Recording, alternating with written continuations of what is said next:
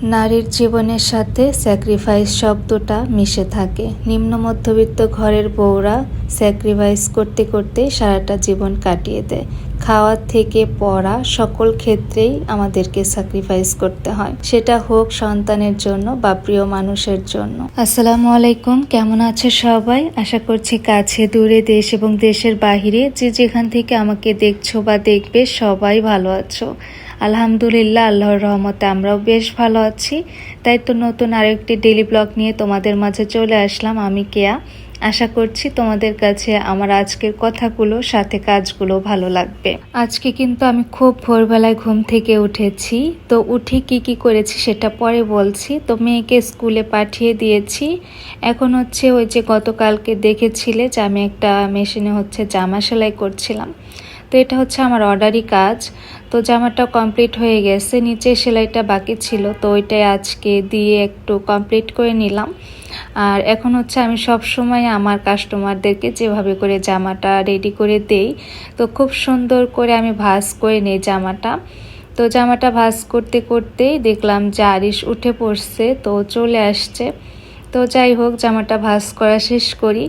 নুসরাত সুমি আপু জিজ্ঞেস করেছিল যে একটা নর্মাল 3 পিস বানাতে কতটুকু সময় লাগে। তো আমি অতটা পাকা না, তবে আমি বলবো যে কাটা বাদ দিয়ে যদি আমি একসাথে করে কেটে নিই তাহলে একটা 3 পিস সেলাই করতে, মানে জামা আর সালোয়ার, তো যে কাটিংই হোক না কেন, প্যান্ট সালোয়ার বা নর্মাল সালোয়ার, আমার সেলাই করতে একদম পুরো 1 ঘন্টা লাগে। তো সেই ক্ষেত্রে কিন্তু আমার মনে হয় সময়টা বেশি লাগে। যারা পাকা আর রেগুলার কাজ করে তাদের কিন্তু অনেক বেশি কম সময় লাগে। আমি এই যে অর্ডারি কাজ করি, এই কাজটা যে আমি খুব বেশি মানে অনায়াসে করি তাও কিন্তু না। আমি একটু কিন্তু নিজেকে কাজগুলো জুলুম করে গুছিয়ে তারপরেই করি, কিন্তু আমি এটা ভালোবাসি। মানে নিজে ইনকাম করতে আমার অনেক বেশি ভালো লাগে। আর নিজে ইনকাম করে সেই ইনকামের টাকা নিজের সংসারের পেছনে বা প্রিয় মানুষের পেছনে খরচ করতে আমার আরও বেশি ভালো লাগে। আমার মনে হয় এই জিনিসটা না সবার মধ্যেই থাকে না, তবে আমার মধ্যে আছে। তোমাদের ভাইয়া কিন্তু আমাকে বকাঝকা করে আমি এই কাজটা করি দেখে, কিন্তু তারপর আমি বলি যে না, এটা আমি করব। আর এখন পর্যন্ত করেই যাচ্ছি। আর আমি যে আয় করি, এই আয়ের টাকা কোথায় রাখি, কোথায় খরচ করি, তোমাদের সাথে ধীরে ধীরে সব কিছু শেয়ার করব। তো আমি এখন রান্নাঘরে চলে আসছি। সকালে 2-3 লকমা ভাত ছিল, তো ওইটাই একটু খেয়ে নিয়েছিলাম। আর খেয়ে অনেক কাজ করেছি। আমি আজকে সকালে কাপড় ধুয়েছি মেয়েকে স্কুলে পাঠিয়ে দেওয়ার পর, তারপর বাথরুম ধুয়ে গোসল করেছি।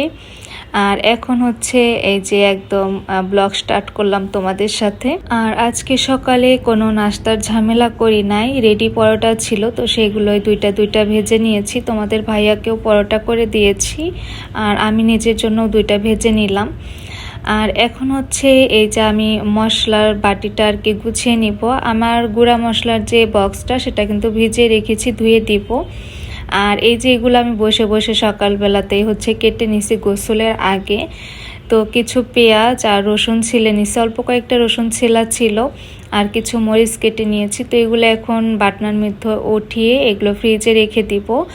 তো আপু হচ্ছে আমাকে জিজ্ঞেস করেছিল, হাসি আপু, যে এগুলো আমি ডিপ ফ্রিজে রাখি না নর্মাল ফ্রিজে। এগুলো আমি নর্মাল ফ্রিজেই রাখি আপু। যদি দেখা যায় ভর্তা আইটেম করা হয় বা পেঁয়াজের কাজ বেশি করা হয় তাহলে তো দেখা যায় পরের দিনই শেষ হয়ে যায়।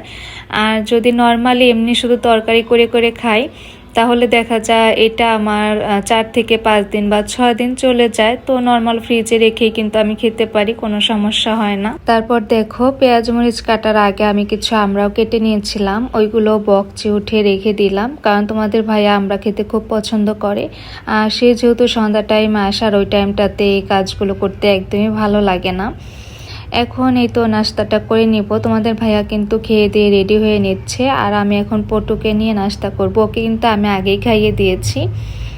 আজকে আমি আমার জন্য একটা ডিম করে নিয়েছি, আর একটু শুটকির তরকারি ছিল, সেটাও নিয়ে নিয়েছি। আসলে আমরা যারা নিম্ন মধ্যবিত্ত ঘরের বউ, আমাদের মাইন্ডটাই কেন যেন এমন হয়ে যায়, যত ভালো খাবার, যত ভালো মন্দ বলো, তো সব কিছুই দেখা যায় ছেলে মেয়ে এবং প্রিয় মানুষের জন্য করে থাকি, আমাদের জন্য আমরা কিছুই করি না। তো আমি কখনোই নর্মালি দেখা যায় ডিম পোস্ট করি না পরোটার সাথে খাওয়ার জন্য, তো আজকে করে নিলাম যে শুধু আমার তরকারিটা দিয়ে কিন্তু খাওয়া হয়ে যেত। তো ভাবলাম আজকে একটু খাই।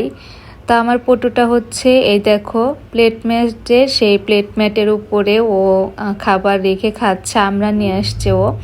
আর এত বেশি সে এখন কথা বলা শিখছে, মানে সব কিছুই বলতে পারে। তবে ওর কথাগুলো শুনতে খুবই মিষ্টি লাগে, শুনলে অনেক বেশি হাসি পায়। আর এই যে প্লেট ম্যাটগুলো নিয়ে খেলা করছিল, ও হচ্ছে ব্যালকনিতে এসে ওইটা ভিজিয়ে নিয়ে গেছে, ওইটাই বলছিল, তবে আমি বুঝতে পারি নাই। পরে দেখলাম যে একদম টুপটুপা করে ভিজে নিয়ে গেছে। পরে এসে দেখি ব্যালকনিতে এত বেশি পানি আসছে। আমি কাপড় ধুয়ে নিছি ঠিকই, কিন্তু এখনও কিন্তু আমার কাপড়গুলো পানি ঝরার জন্য ওয়াশরুমেই রেখে দিছি। তো এই কারণে বেলকনিতে আসেও নাই, সেটা দেখেও নাই। তো এখন এই কারণে ঝাড়ু করে দিলাম ওয়াশরুম থেকে ঝাড়ুটা এনে। আর এখন টুকটুক করে ঘরের কাজগুলো করে নিচ্ছি। আমার এখানে এই সেলফটা ভাবছি যে একদিন একদিন করে এক একটা করে তাক সব কিছু নামিয়ে একটু ঝেড়ে মুছে নিব, কারণ এটা যেহেতু খোলা অনেক বেশি ধুলাবালি পড়ে। তবে প্রতিদিন কিন্তু আমি এই জিনিসগুলো মুছি না, যতটুকু জায়গা খালি আছে অতটুকু আমি একটু হাত দিয়ে মুছে নেই। তো আজকে উপরের এই তাকটা থেকে শুরু করলাম, একটু সব কিছু নামিয়ে বইগুলো আবার একটা একটা করে মুছে আবার জায়গা মতো সাজিয়ে রেখে দিলাম। সেই সাথে এই যে বেসিংয়ের এই কাজটা কিন্তু আমি প্রতিদিনই করি, যদিও বেসিংটা আমি মেজে ধুয়ে নিই প্রতিদিন। আর এই যে মিরো, সেই সাথে এই জায়গাটা একটু শুকনা ন্যাকড়া দিয়ে সুন্দর করে মুছে নেই, এতে করে যে এক্সট্রা ধুলাটা তো সেটা আর থাকে না। তো সব সময় দেখা যায় ক্লিনই থাকে। তখন যা বলতে নিয়েছিলাম যে আমরা নিম্ন মধ্যবিত্ত ঘরের বউরা মনে আসলে এমনই হয়ে যায়, আমাদের মাইন্ডটা আসলে এরকম হয়ে যায়। যাদের অনেক অনেক টাকা তারা হয়তো বা ইচ্ছে করে বা কখনো ওইভাবে চলে না, তাদের চলতে হয় না। তবে আমাদের দেখা যায় সন্তান হোক, পরিবারের অন্য সদস্য হোক, প্রিয় মানুষটা হোক, সবার কথা চিন্তা করে আমরা সব সময় আমাদের নিজেরটাই স্যাক্রিফাইস করি, কখনো অন্যকে কষ্ট দিতে চায় না। সেটা আমার শাশুড়ি মা, আমার মা দেখা যায় আগে থেকে এইভাবে করে চলে আসছে। তবে আমার মনে হয় যে আগের মানুষগুলো এই সব ক্ষেত্রে আরও বেশি মানে স্যাক্রিফাইস করতো, তবে আমরা কিন্তু অতটা করি না। হয়তো বা আমাদের পরের যে প্রজন্ম আসবে তারা আরও কম করবে। তো এভাবে করে করেই যেন শেষ হয়ে যায় এটা, কারণ নারীদের সাথে যেন এটা না থাকে, এটাই চাই আমি নারী হিসেবে। তো যাই হোক, এই যে কত শত আমরা স্যাক্রিফাইস করি, সেটা পোশাক থেকে শুরু করে খাওয়া দাওয়া সব ক্ষেত্রেই। আপুরা একটু মিলিয়ে দেখবে, সবার সাথেই মিলে যাবে। তো আমার কথাগুলো ঠিক কিনা তোমরা অবশ্যই জানাবা। এখন আমি ওই ড্রয়িং ডাইনিং সেই সাথে মেয়ের রুম গুছিয়ে নিয়েছি পুরোটাই। এখন এই রুমের বেডটা গুছিয়ে তো এখন এই যে টুকটাক যে ফার্নিচারগুলো আছে সেগুলোই ক্লিন করে নিচ্ছি। আজকের ভিডিওটা আমি আজকেই শেষ করে আজকেই এডিট করে ভয়েস দিয়ে রাখছি, কারণ কালকে হচ্ছে মেয়ের কি যেন একটা ছুটি আছে স্কুল, বুধবার। তো ভাবছি যে একটু আমার জায়ের বাসায় যাব, জানি না যাওয়া হবে কি না, তো ওইটাই তোমাদের সাথে শেয়ার করলাম। আর গেলে অবশ্যই তোমাদের সাথে ভিডিও শেয়ার করব। তো এই যে এখানে টুকটাক হচ্ছে ওর বাবার কম্পিউটার টেবিলটা মুছে নিলাম। আর এই যে দেখো আমি ওই দিন বলছিলাম যে প্রজেক্টরটা নিয়ে রেখেছি, সেই সাথে ওই দিনই এনে আবার এই যে এখানে রেখে দিচ্ছে। তো আজকে আর এখান থেকে সরাইনি, একটু মুছে টুছে উপরে একটা কাপড় দিয়ে ঢেকে রাখলাম, কারণ দেখা যাবে এর উপরে দাগ পড়ে যাবে। এই শামুকটা আমরা যখন কক্সবাজার গিয়েছিলাম তখন আমাদের দুজনের নাম লিখে নিয়ে আসছিলাম, প্রিন্স সেই সাথে কেয়া। তো তারিখটাও দেওয়া আছে। কাজ করতে করতে এত বেশি ক্ষুধা লাগছে, আমার মনে হচ্ছে কি আমি একদম না খেয়ে আছি, আমি তো রুটি খেয়ে এমনিই থাকতে পারি না। তো হঠাৎ করে মনে হলো এখনও ভাত বসায় নাই দুপুরে, তো মনে হলো যে দুধ আছে ফ্রিজে, তো এটা একটু ঢেলে আমি ওভেনে গরম করে নিয়ে আসলাম। তো এর মধ্যে একটু চিনি দিয়ে মুড়ি খেয়ে নিব। আপুরা কে কে আমার মতো দুধ মুড়ি খাও তোমরা কিন্তু জানাবা, কারণ আমার এই খাবারটা অনেক বেশি পছন্দ। আম মুড়ি, দুধ মুড়ি, দই মুড়ি এগুলো খেতে অনেক ভালো লাগে। গত ভিডিওতে আমার প্রিয় আপুরা এবং আন্টিরা এত সুন্দর করে করে কমেন্ট করেছেন, আমার কমেন্টগুলো পড়ে এত বেশি ভালো লাগছিল আর অনেক বেশি উৎসাহিত হয়েছে আমি এখানে কাজ করার।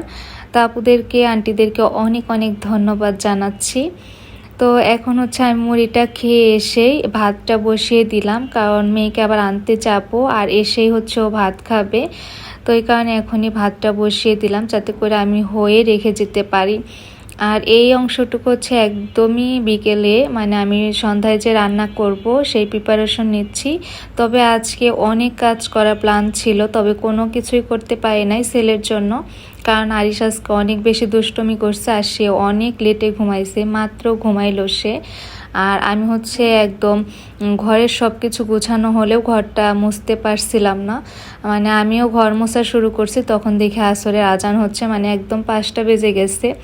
তারপর হচ্ছে এই কাজটা করে নিচ্ছি। তো যাই হোক, আজকের ভিডিওটা তোমাদের কাছে কেমন লেগেছে বা আমার কথাগুলোর সাথে তোমরা একমত কি না অবশ্যই ছোট্ট একটা কমেন্ট করে আমাকে জানাবা, এতে করে আমার অনেক বেশি ভালো লাগবে। আজকে হচ্ছে মুরগি রান্না করব, তো মুরগির সাথে আমি আলু কেটে একদম রেডি করে রাখছি, ধুয়ে রাখবো।